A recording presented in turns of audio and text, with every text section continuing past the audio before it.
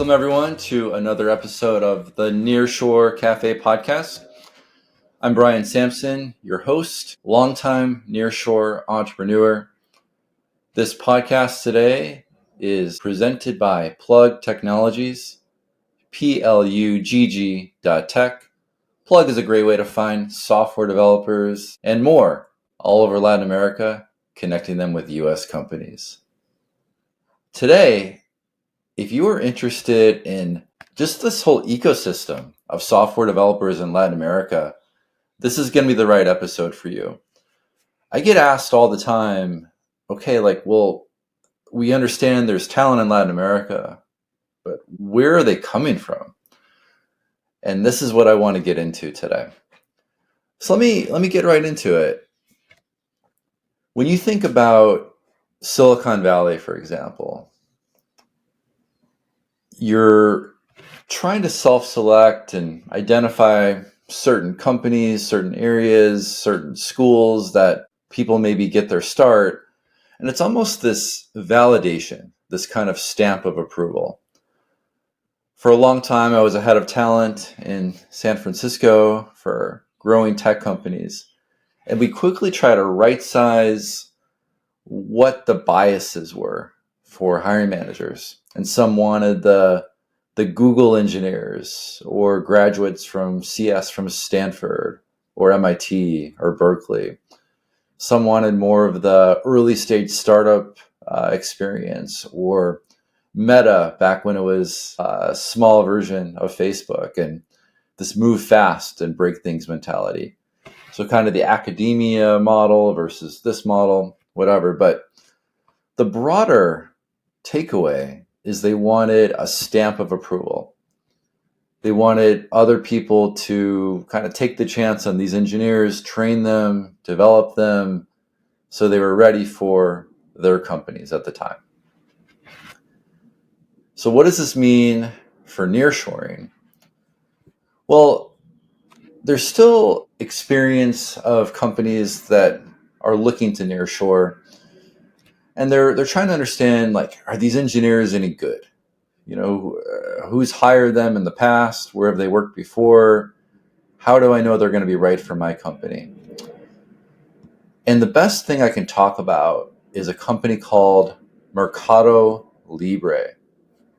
So if you're not familiar with MercadoLibre, it's actually the largest online e-commerce company and payments ecosystem in Latin America. Covers 18 countries. In 2023, Time included MercadoLibre as one of the 100 most influential companies in the world. They have 100 million active users and one of the largest engineering teams in the entire region of Latin America. Over 15,000 software developers work for MercadoLibre. 6,000 just in Argentina. So how did they get started and why does this matter? So right away in 1999, when it was founded, it was an Argentine who was actually attending Stanford. 25 years later, they're coming up on their 25th anniversary here in 2024. But it was funded early on by JP Morgan, Goldman Sachs, GE Capital, Santander. 2001, eBay actually purchased a stake, which they held on to until 2016. And they're still collaborating to this day, even though eBay sold their stake. It has presence all over Latin America for financial and legal reasons. Their headquarters are in Uruguay and Delaware in the U.S. And speaking of the U.S., although MercadoLibre is a Latin America tech success story, they were NASDAQ's first Latin America tech company. They're very big on this ecosystem. And I like this because you think about what happens to graduates of, Stanford, and they go on to Google or Meta or OpenAI now, these larger tech companies. They kind of make their rounds, they have some success, and then they go ahead and start new companies. Well, at the same time, Meta and Google and these other major companies, they're investing in early stage startups, maybe in hopes to build relationships to acquire them later. They're incubating talent, and it all kind of pollinates, and success stories, they take their earnings, they invest elsewhere, they start new companies, and that's how these ecosystems are started. We talk about Singapore a lot as an interesting country. Singapore has tons of capital, but they still need more of these success story companies where the knowledge can be populated and like cross-pollinated all throughout the region. But Latin America has that. Many companies, but today we're talking about MercadoLibre. So MercadoLibre has this Mili, LI, commerce fund. Invests in many tech companies and commerce companies all over Latin America. And they're also a strong acquirer. So they acquire a lot of these early stage startups. They build relationships. Many of these are even alumni engineers who started in MercadoLibre, had success, learned about innovation, software development, professionalism, product development, new ideas. They start their own thing. A couple of years later, MercadoLibre invests in them. A couple of years later, MercadoLibre acquires them. And people are often motivated to start new companies once they know that there's potential acquirers. There's an ecosystem for that. What's MercadoLibre doing today? They've got major offices, of course, in Argentina, where they started, Cordoba, as well as Buenos Aires, Sao Paulo, Brazil.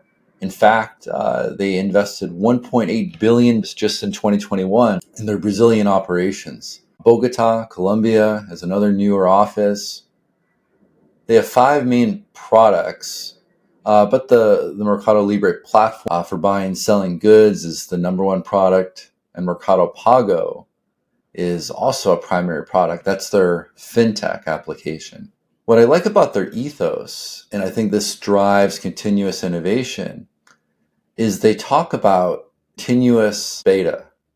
So you think about like beta, this is the beta version of our product. They're just always in continuous beta. And beta means it's always right for the next incremental improvement. It's never finished. You know what else this sounds like? Amazon.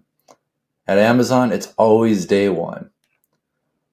To give an example of the size of MercadoLibre today, it's in the top 5 market cap of e-commerce companies worldwide.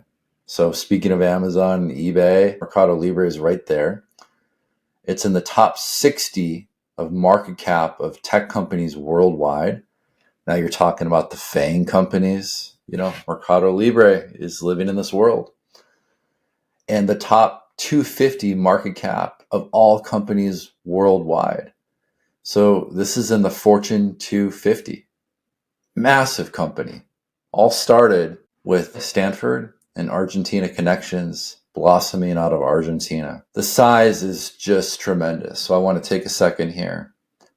In 2020, $14 billion USD in revenue. $2 billion of that was profit.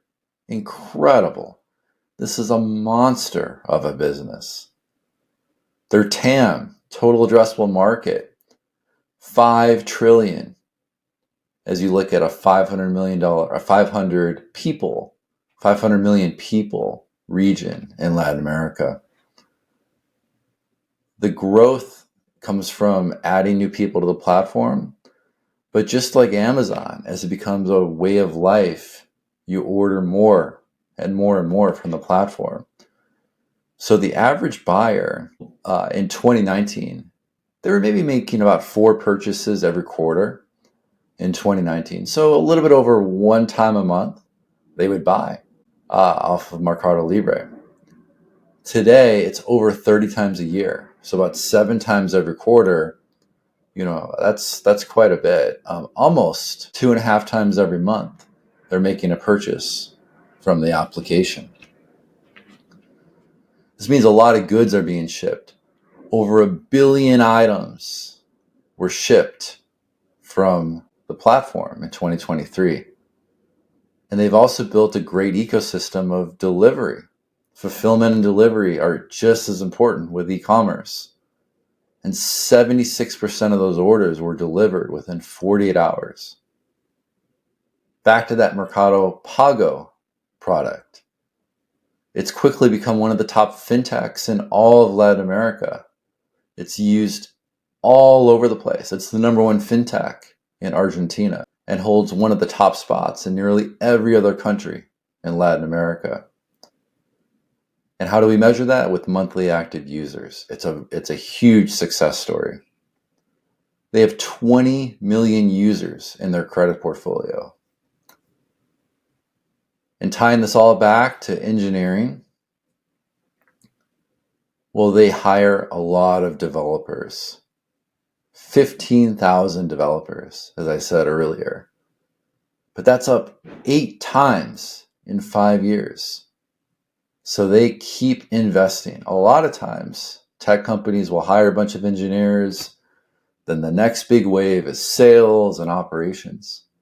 But MercadoLibre continues to invest, train, develop software engineers who then go out to populate and pollinate smaller companies, go work for US companies in a nearshoring capacity.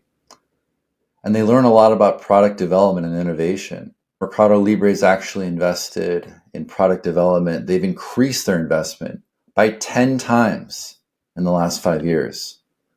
That means they really take innovation seriously. And this is how product managers, UI UX designers, software developers, quality assurance engineers, DevOps, site reliability, these are the kinds of companies where they all get their start.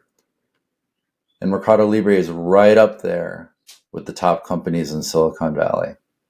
So if you see an engineer that has ties to MercadoLibre, chances are they can hold their own. And that's where software developers come from in Latin America. Thanks for listening today.